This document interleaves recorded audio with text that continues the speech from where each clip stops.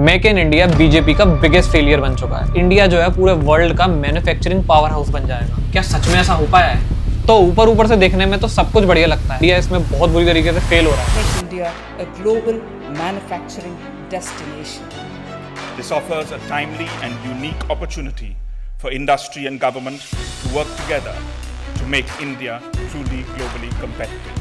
एक तरफ manufacturing growth को बढ़ाना है, एट द सेम टाइम उसका सीधा बेनिफिट हिंदुस्तान के नौजवानों को मिले, उसे रोजगार मिले और उसका परचेजिंग पावर बढ़े, तो मैन्युफैक्चरिंग की संख्या बढ़ेगी, मैन्युफैक्चरिंग का ग्रोथ बढ़ेगा।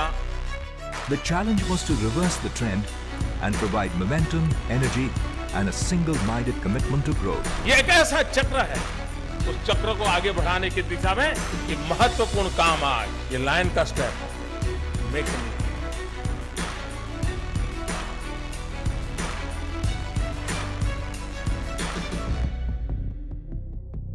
तो जैसा कि हम सब लोग जानते हैं, बीजेपी की गवर्नमेंट को 10 साल हो चुके हैं। अगर आप थोड़ी बहुत भी पॉलिटिक्स फॉलो करते हैं तो आपको पता होगा बीजेपी पिछले 10 सालों से मेक इन इंडिया को अपना सबसे बेस्ट और सबसे बड़ा प्रोजेक्ट मानती है और उसे सबसे ज्यादा एडवर्टाइज भी करती है। पर मेक इन इंडिया क्या सच में कुछ चेंज ला पाया या फिर ये सिर्फ एक दिखावा बन के रह गया? Minister Modi today launched a Make in India campaign. Automobile से लेकर के एग्रो वैल्यू एडिशन तक काम make in India. The imprint of Make in India initiative has become visible across sectors, including areas where we never ever dreamt of making an impact. BJP ने make in India को इस तरीके से advertise करा था कि make in India initiative के बाद इंडिया जो है पूरे वर्ल्ड का मैन्युफैक्चरिंग पावर हाउस बन जाएगा।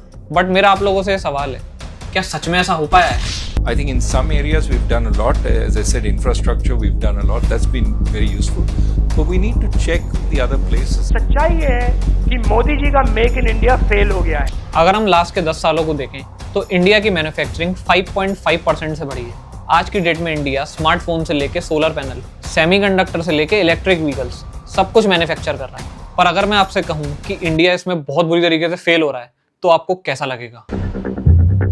प्रधानमंत्री जी मेक इन इंडिया की बात करते हैं।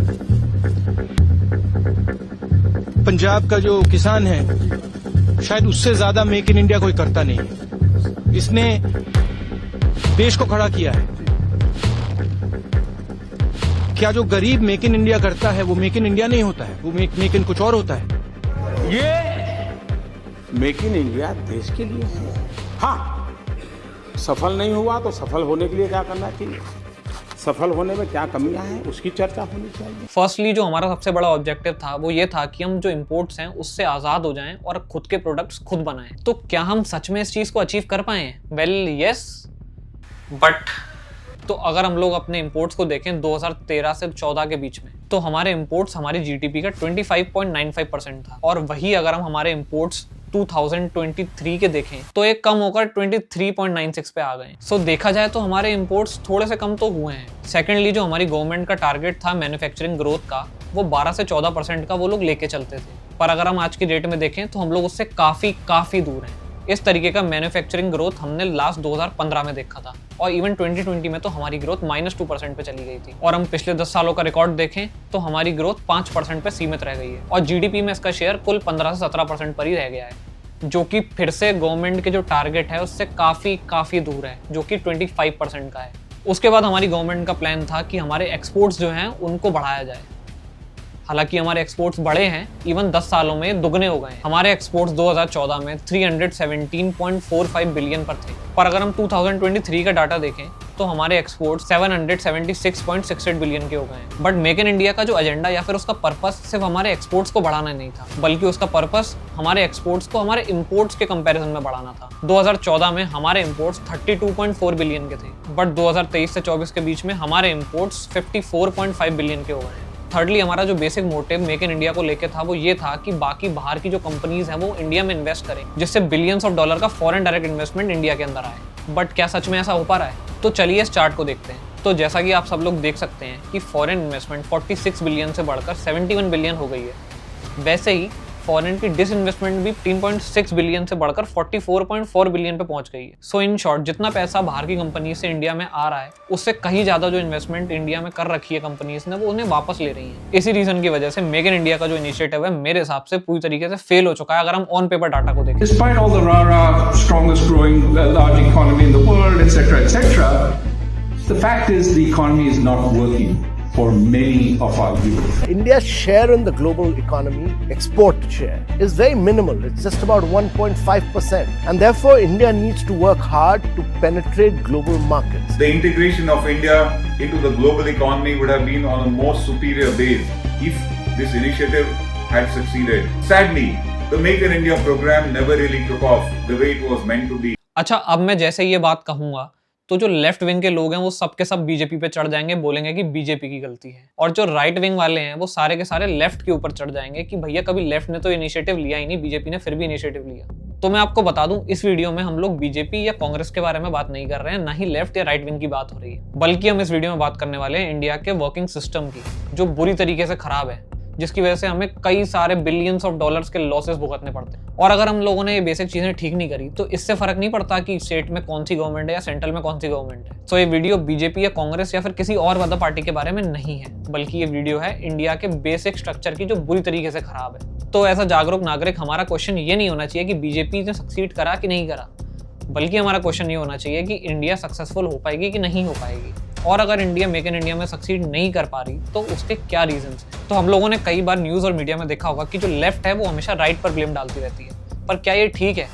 क्या हमेशा एक पर्टिकुलर पार्टी पे ब्लेम डालना ठीक है, या फिर उन्हें ब्लेम डालना चाहिए इंडिया के बेसिक फंडामेंटल्स पे जो हमारे वर्क फ्लो को बहुत ही ज़्यादा स्लो कर देते हैं। तो चलिए सबसे पहले ये समझते हैं कि मेक इन इंडिया जो है वो इंडिया के लिए इतना इंपॉर्टेंट क्यों है, और क्यों हम लोग इंडिया में मैन्युफैक्चरिंग पे इतना जोर डाल रहे हैं। क्यों ना हम सिर्फ इंपोर्ट ही करें और आराम करें। इससे बढ़िया तो ये रहेगा कि हम लोग अपनी आईटी इंडस्ट्री पे फोकस करते हैं, जो कि बहुत ही तेजी से बढ़ रही है। तो इसका सबसे बड़ा रीजन है मैन्युफैक्चरिंग जो है वो हमें 3 सुपर पावर्स देती है, जो कि हमें आईटी इंडस्ट्री नहीं दे सकती। फर्स्टली, अगर हम आईटी इंडस्ट्री को देखें तो ये जो आईटी इंडस्ट्री है वो मेनली जॉब है वो स्किल्ड और सेमी स्किल्ड लोगों को ही देती है। वेयरएस अगर हम मैन्युफैक्चरिंग सेक्टर को देखें तो ये skilled, non skilled, semi skilled और फुल्ली स्किल्ड सबको एक बैलेंस में जॉब देता है और सबको जॉब अपॉर्चुनिटी प्रोवाइड करता है। और हमारे देश में सेमी स्किल्ड और अनस्किल्ड लेबर 50% से भी ज़्यादा कंट्रीब्यूट करती है। तो दोस्तों, आईटी इंडस्ट्री हमारे जीडीपी में 7.5% का कंट्रीब्यूशन देती है, और वहीं जो हमारा मैन्युफैक्चरिंग सेक्टर है वो हमारी जीडीपी में 2 से 3% का ही कंट्रीब्यूशन देता है। पर वही अगर हम एम्प्लॉयमेंट का डाटा देखेंगे तो हमारी पूरी की पूरी जो आईटी इंडस्ट्री है वो पूरी की पूरी मिला के 43 मिलियन लोगों को जो है जॉब प्रोवाइड करती है। और दूसरी तरफ अगर हम अपने मैन्युफैक्चरिंग सेक्टर को देखें तो अकेला टेक्सटाइल इंडस्ट्री 45 मिलियन लोगों को जॉब्स देता है। सिर्फ टेक्सटाइल,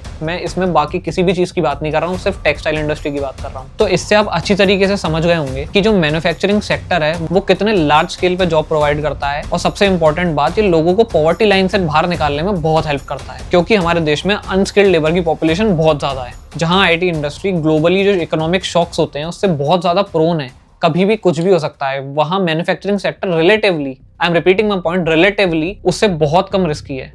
फॉर एग्जाम्पल 2008 के रिसेशन में जब फाइनेंशियल सर्विस इंडस्ट्री को एक बहुत बड़ा झटका लगा था, तब companies like Nestle and Hindustan Unilever limited को बहुत ही कम फर्क पड़ा था।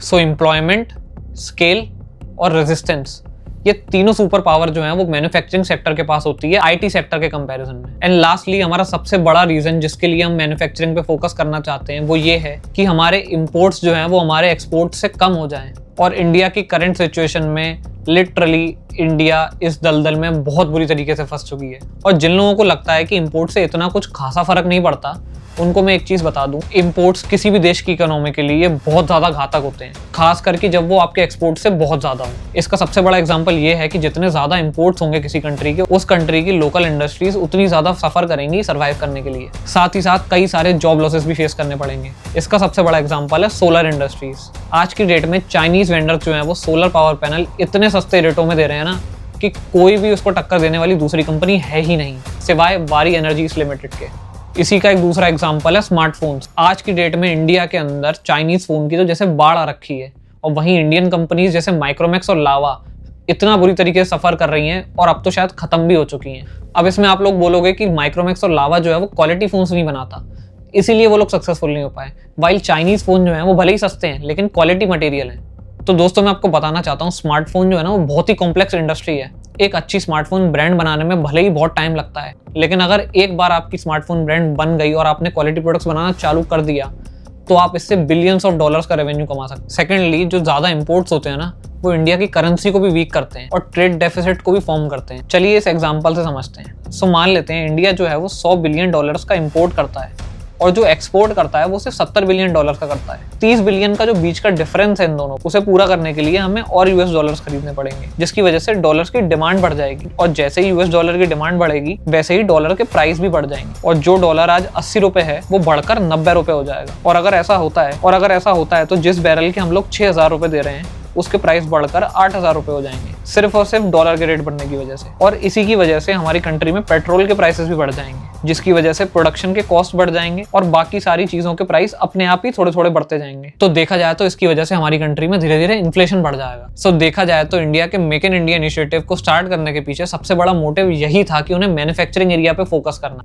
हालांकि जब इस इनिशिएटिव की शुरुआत करी गई थी तब गवर्नमेंट ने एम करा था कि मैन्युफैक्चरिंग सेक्टर 15% से बढ़कर 25% पे जीडीपी में कंट्रीब्यूट करेगा, पर बाद में इस टारगेट को बदल दिया गया लॉकडाउन और कोविड की वजह से। तो इससे हम सब लोग एक सवाल पर आ जाते हैं, जब हमारी गवर्नमेंट इतनी प्रो मैन्युफैक्चरिंग है, जब हमारे खुद के प्राइम मिनिस्टर चाहते हैं कि मैन्युफैक्चरिंग को बढ़ावा दिया जाए, जब खुद यहाँ के बिजनेसमैन चाहते हैं कि मैन्युफैक्चरिंग एरिया ग्रो करे, तो फिर ऐसी क्या चीजें हैं जो हमें मैन्युफैक्चरिंग सेक्टर को ग्रो करने में बहुत ज्यादा दिक्कत दे रही है? वेल, जो सबसे बड़ा चैलेंज है हमारी डेवलपमेंट को लेके वो है रेड टेपिज्म। साफ साफ भाषा में अगर मैं आप लोगों से कहूँ तो किसी भी मैन्युफैक्चरिंग सेक्टर को अगर अपना बिजनेस यहाँ पे सेटअप करना है तो उसे एक लिस्ट ऑफ डिपार्टमेंट से अप्रूवल चाहिए। इवन अगर उसे जमीन भी चाहिए ना तो उसे बहुत सारे डिपार्टमेंट से क्लियरेंस चाहिए होता है। Every file requires 4 or 5 signatures in a particular order of sequence. If one guy is on leave or sick or traveling somewhere on duty or whatever, the file just sits until he comes back and signs that file. It's no surprise then that when Modi takes office, he is given it a free hand in an effort to cut red tape.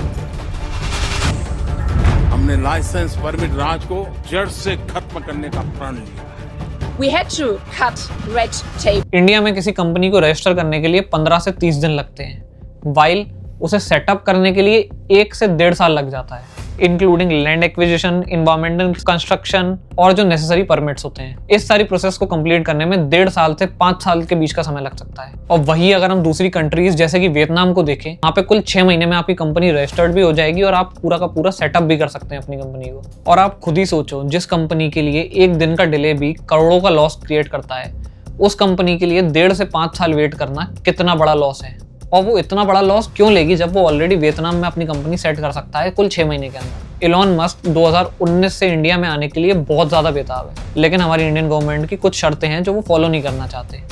Basically Indian government चाहती है कि वो यहाँ आए और manufacturing plant लगाएं, उसके बाद वो जाके अपनी कार्स को यहाँ सेल करें। वहीं टेस्ला के जो मालिक इलॉन मस्क हैं, उनका कहना है कि वो इंडिया के मार्केट में आना तो चाहते हैं लेकिन मैन्युफैक्चरिंग हब नहीं लगाना चाहते।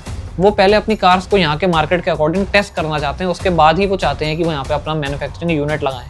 अब इसमें कौन सही है और कौन गलत, ये तो आप ही बताओ। सिर्फ इंटरनेशनल प्रोजेक्ट्स ही नहीं, इंडिया अपने नेशनल प्रोजेक्ट्स में भी सफर कर रहा है। और मैं आपको एक बात बताऊं, आपको एक बात सुन के बहुत ही अनबिलीवेबल लगेगी, पर गुजरात में आज भी 1000 से ज्यादा प्रोजेक्ट्स जो हैं वो ड्यू पड़े हुए हैं, सिर्फ और सिर्फ गवर्नमेंट अप्रूवल की वजह से। बेसिकली जब भी कोई मैन्युफैक्चरिंग इंडस्ट्री का मालिक लैंड एक्विजिशन करता है तो वो बहुत ही बड़े एरिया में करता है और सिटी के अंदर नहीं करता, वो ज़्यादातर गाँव में या फिर गाँव के बाहर की ज़मीनों पर करता है, जिसके लिए उसे गाँव के लोगों की परमिट लेनी पड़ती है, जिसके लिए गवर्नमेंट को भी गांव के लोगों से राजीबंदी करनी पड़ती है, जो कि गांव के लोग इजीली नहीं देते, जिसकी वजह से जो सारे प्रोजेक्ट्स होते हैं वो डिले होते जाते हैं।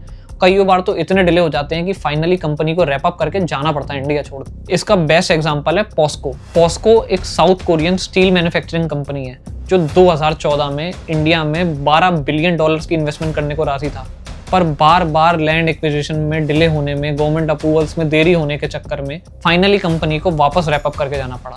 पॉक्सो ने इंडिया में 10 साल तक वेट करा अप्रूवल्स के लिए और एंड में उसे रैप अप करके जाना ही पड़ा।